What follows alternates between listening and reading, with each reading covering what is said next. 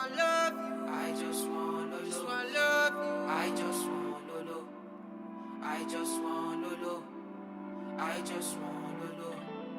I just want Lolo of you. I just want. Go tell all your friends I love them too. I look nice, but I'm not so good. I got something I just wanna prove. Can you get yourself inside my room? Let me take you up. Take you up. Let me take you down. Lay you down. Let me show you up. Show you up. Let me turn you on. Turn you on. Let me show you some good lo lo lo lo. Lo lo lo lo lo lo lo lo lo. Let me show you good lo lo lo lo lo lo lo lo lo lo lo lo lo lo son lo lo lo lo lo lo lo lo lo lo lo. Let me show you good lo lo lo lo lo lo lo lo lo lo lo lo lo.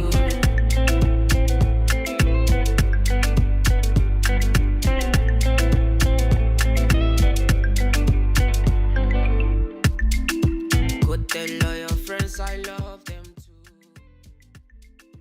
I look nice, but I'm not so good. Welcome to The Nest. My name is Maureen Waititu, and as always, we bring you real stories from real people. And tonight is no different. The topic is Sexual Reproductive Health Rights. And we have two beautiful ladies who are going to walk us through what the situation is like in the country. The topic is so wide, I do not know where to start. Meanwhile, let me read something for you.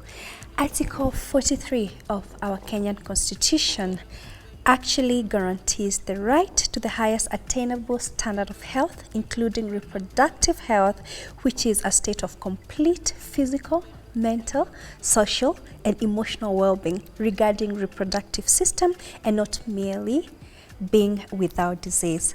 And the question is, what is the state of these rights? What are the barriers?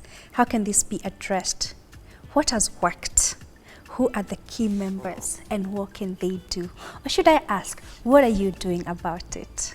How do you speak to your child about these matters? Are we not integrating this topic in our schools? Why are we not telling our kids about matters that will empower them? Well, we're going to tackle this after a few minutes. Meanwhile, watch this short video and we'll be right back. Adolescence is the period of life that encompasses the transition from childhood to adulthood. The World Health Organization defines adolescents as people aged between the age of 10 and 19 years. Millions of young people around the world face considerable challenges to their sexual and reproductive health and rights. The onset of adolescence brings not only changes to their bodies, but also new vulnerabilities to human rights and abuses, which include sexual coercion, lack of education and information, high rates of early and unwanted pregnancy, lack of access to health services, gender inequalities and harmful traditional practices such as FGM, early and forced marriage, and risk of STIs including HIV. Sexual and reproductive health are integral elements of the right of everyone to the enjoyment of the highest attainable standard of physical and mental health. Many young people face barriers to reproductive health information and care. Even those able to find accurate information about their health and rights may be unable to access the services needed to protect their health. Adolescents' sexual and reproductive health must be supported. This will be done by providing access to comprehensive sexual education and empowering young people to know and exercise their rights. On the show today, we focus on adolescents and their sexual reproductive health and rights. Welcome back. As I said earlier, on set today, I'm joined by two beautiful ladies. One of them is my namesake, and they do amazing work. They are sexual and reproductive health rights advocates, and they're going to tell us what brought them to doing that work, and also look at how we're doing and performing as a developing country, or rather as I think we shouldn't be saying that word country, because I think we're doing very well. Economy is bad everywhere, and I just can't wait to hear more about what they do. Maureen, Lucy, welcome. Thank you. Thank you so much for coming on board today. And just before we start, I'd love for you to introduce yourselves. Do I start with Lucy or Maureen? Maybe we can start with you. Start because of your namesake. Yes. And I will call it. Yes. Yes. So, hello viewers. My name is Maureen Kemuma. I work for a community-based organization called Youth Changes Kenya. We work with girls and young women in rural and peri-urban areas. So basically, my work is around disseminating information on sexual reproductive health. I mean, talking to young girls about menstrual hygiene, you know, and then they have information, correct information about their sexuality, their reproductive health, why it's important. So it's something I'm really passionate about. Yeah, because I mean, women have had the toughest, if not the hardest times, you know. Just existing as a woman is hard, you know. 1 minute your chest is aching at around 12, then they tell you, oh, your breasts are coming out. I don't know whether I'm supposed to say that on the show. No, yes. Yeah, we say everything. The second minute you're sleeping, your back is aching, you have no idea, you didn't dig anywhere, but your back is aching. Then they tell you, oh, those are cramps. And then why would I cram if things want to flow, let them flow. Why do they ache me, you know? So all of these problems, and I mean, I felt like it's important we speak as women. Let's talk, let's share our issues, and let's help each other where we can. And so that is why I'm really, really passionate about working with adolescent girls and young women. And especially in places where other people feel going there is not really, is not a walk in the park. And it's a great experience, I'd say. So far, so good. Wonderful. Yeah. Wonderful. Yeah. And Lucy, please. So my name is Lucy Nyoro. I am a sexual reproductive health and rights advocate. And well, I basically do the same thing. We work with the same organization, and our work is centered around adolescents and young persons, mostly women and girls, specifically. And I think my view is informed especially by my personal experiences, my experiences with my friends, and also just looking at it from a societal perspective, from a community perspective, and how different and difficult it is to access information, to know what is right or wrong, to sift through information that is already available, especially on the media or from people who have their own beliefs, and they just give you stuff, and then you come and learn things, and you're like, Mbona, wait, did you lie to me? You know, and just having all those experiences and holding conversations and realizing, wait, this gap is huge. And it's true. It is. So it's really fulfilling because you can measure the impact, you can see the changes that you're doing, and also working with you know, in association with the government and what changes need to be done, and you know, hoping we move as a country. Absolutely. And that's so incredible, Lucy. I mean, there's so much that a lot of people assume, especially people in the community who see, for instance, what you do with your community-based organization, and they don't think that there's so many roles that need to be played by everybody, including the government, because it controls a lot of things. And I can't wait to dig into that, you know, contraceptives and everything. But the most important thing is that sexual reproductive health matters are so wide, and it's not just the teen pregnancies and all the bad things. There's also good, healthy sexual experiences. And I'm sure both of you have got a story that made you who you are, and of course it brought you together. So starting with you, Maureen, what inspired you to do what you do? Like, do you have a story that comes from your background? All right, Maureen. Basically, what I'd say is what inspires me to do what I do, honestly, is lack of information, you know. I can tell you of many of my peers that I was with who I wish they knew then what we know now. Right? Yeah, because if they did, I mean, they will be totally different people, you know. And it is unfortunate how we assume that reproductive health does not affect who we turn out to be as girls generally, even in future, you know. So for me, there have been, well, positive stories are like, well, I am a child of my mother. Yes. They got a girl, Yes. pretty, Yes. tall, Yes. stuff like that. Yes. Beautiful about sexual reproductive health.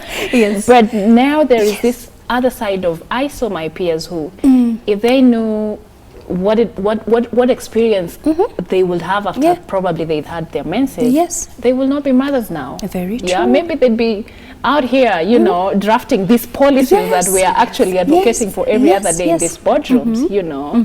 So for me, it was a lack of information, Okay. and how even the information was passed down to us, you know, things not being called out outrightly how they Yes. should be called. Yes. By the time you're growing out, figuring it out by yourself, you have made so many mistakes. Mistakes. And there's an example I've always given. You Yes. know, when you don't know when a kid doesn't know how to walk, they keep falling, Yes. they dirtify themselves. Yes. And you know the consequences. Yes. Too much soap, Yes. water bills, Yes. you know, electricity bills. Yes, trying to fix. You know, and problem. overusing the sun, global Yes. warming, Yes. you know. But when the child grows and they know how to walk, Yes. the problems are less, Yes. you know. And I equate this to availability. When information is available, Yes. there is room for little or no mistakes. Very and true. that is really my inspiration. Like, I Yes. want young girls to grow knowing this is how I go about this stage in life. This is how I access this kind of Yes. information. This is how I express myself. This is how I speak my mind, you know. And I feel like with information, I mean, that's why with information is power. Yes, I do it not is. know any other power It that is. otherwise. It With all the is. enough information, we wouldn't be here. Yes. So Yes. for me, it is just that urge to give out information, let young girls know that, I mean, why reproductive health is important and how it Yes. affects the totality of their being. Absolutely, Yeah, yeah. And absolutely. especially in places where, you know, for me, I am very passionate about girls in the rural areas Yes. where, you know, given the state of our country, Yes, you yes. started out already saying we're a third world country. Well, we are improving, I don't Yeah, refuse, we but are. we still have places where work needs to be done. I mean, there are girls who will share with me stories and I'll be like, I cannot believe this is being said by a young girl in this country at this time and age. You know. So it's crazy. Yeah. It's really, oh my, Yes. Maureen, Yes. I should invite you to the field to Please, go with me would someday. Would love to. Yeah, so Yes. it is a really information sharing space. Like for me, that is where I'm coming from. Yes. I want you to know, Yes. so that you're making an informed choice. You're operating from a point of information. Yes, Yeah, yes. yeah. Oh my goodness, that's it. Just makes me want to talk about everything and everything. Yeah. Because it's such a wide topic. Absolutely, very And wide. Yes, and as a woman in her 30s, myself Yeah. and a mom, I always say the best years. Okay, well, they're coming, but the best years of my life, you know, when I should be enjoying proper sex in my youth with preventative measures, of course, so that there are no consequences. Yeah. I still had so much trauma because of the things I was told. Yes. When my period first came, I was told, don't go near boys. So I'm telling you, when I was in maybe Form 2, we'd go to a neighboring boys' school, and this boy tried to talk to me, and he chased me all the way to school. And I became like the butt of all the jokes. Like, why are you running away? Yeah. But you say, I've been told to keep away from them. And then now curiosity comes, and then you make mistakes. Of course, I'm also very lucky to have been able to get my children at a good age as per the society. But if I knew what I know now, I probably would have done it very differently. And now is when I'm like, okay, wow, so sex can be enjoyed in a certain way. So I believe, just like all of us here, we are exposed, educated women. But can you imagine the much we don't know, and then compare with that girl you're talking about? Absolutely, It's- absolutely. yes. And you know, it is amazing Yes. that you're talking about Yes. yourself and Yes. giving. I mean, you're relating to this. Yes. You know. Yes. I cannot believe how I knew if Yes. somebody said hi to me and Yes, get pregnant get simply because I'm on my pregnant. period, you know, Yes. and I'd run as well, Yes. you know. We all did. And it was almost like a pregnancy sentence. You're walking, you're so careful, you don't get Yes, pregnant, you know. yes, yes. And times have really changed, and now it is even crazy because, you know, as times go by, Yes. even more beautiful rumors are bred, you know. And people have very, I mean, interesting stories out here. Others will tell you, oh, me, I was told even if I sit with them, I mean, it is, I will get pregnant, you know. And it is just, I don't know, there's just a lot of misinformation out here. And I think if us also don't have all the information, then, I mean, the least we can do is reach out to those where even the basic one that they should know is not available should actually do. I agree. Yeah. We can be walking around with our class 7 reproductive health class. It was class 6 actually. It was class 6. Six, that wasn't not even reproductive health. That was being taught parts of the body. Organs. Yeah, And not all of them. No, in fact, it was after the class. It's a whole. Did you see that? That's the kadudu. You know, you. I mean, why would we call it kadudu? That's not its name. I know. Yes, And actually, scientific term. We're going to talk about that in terms of how we're raising our kids or our little brothers and sisters and all those kids who need to know what's going on. Not the kadudu and the flower and banana and all that. Yeah? Oh, God. Oh, my God. So you said yours was from a personal experience. What's this personal experience? I think it's a collection of experiences, Yes. and beginning with lack of information. Yes. God, that is a tragedy. Yes. I rank it as amongst the highest tragedies because growing up, I grew up in a rural village, and this is not sex is not something you say. No. It is not something you mention. No. I struggled even with saying sex. Yes. You know, Yeah. and you should see me now. But she knows what I'm talking about. Yes. Recruiting But- others to talk sex. Yes. Yes. Because it's not an environment that is fostered at home, and honestly, I do not blame my parents because how do I start talking to my child about sex? You know. There's this thing where we say that it's the job of the parents to teach you about sex, but we are an African country. Yes. If we look at it from the past, that was not the job of my mom to come and talk to me about sex. It's an awkward conversation. Yes. But right now things have changed, and she has to adapt to Yes, that. yes. But we also have to create an environment where she adapts to that, and I do. Absolutely. You know. So for me, with that lack of information, it was sex was a traumatic experience. Anything sexual was traumatic for me, with or without ever having experienced it. Yes. And I just remembered a story, like when I was in class 7 or 8, after we have learned the reproductive system. Yes. Anywho, and one of the girls, I was a prefect, and one of the girls had her periods. She didn't have pads. I couldn't go to the office. Yes. I am the prefect. I'm supposed to make sure that she's okay. Yes. But I couldn't go to the office because there was no provision for that. The only time I had ever seen a pad being used was one session that was held for girls only. Yes. And one person demonstrated how to use a pad, and that was it. That is the most I have ever gotten. And these are things I had to learn by myself, you know. And what is even more worrying at this moment is, well, there's the internet, but there's no filter of what information is good and what information is bad. Yes. And so I will go, I Googled stuff, Yes. you know, Yes. and I had to think and ask my peers because I do not want to ask elders and then be shamed for talking about sex. We're you not know. doing that. No, we're not. Yes. So we had to calm down and be like, and also even going to my peers, I'm like, now how will they see me? Think about it. And The it's my peers. Yes, I think about it. The girl who knew the most about sex. Oh, How did we view them?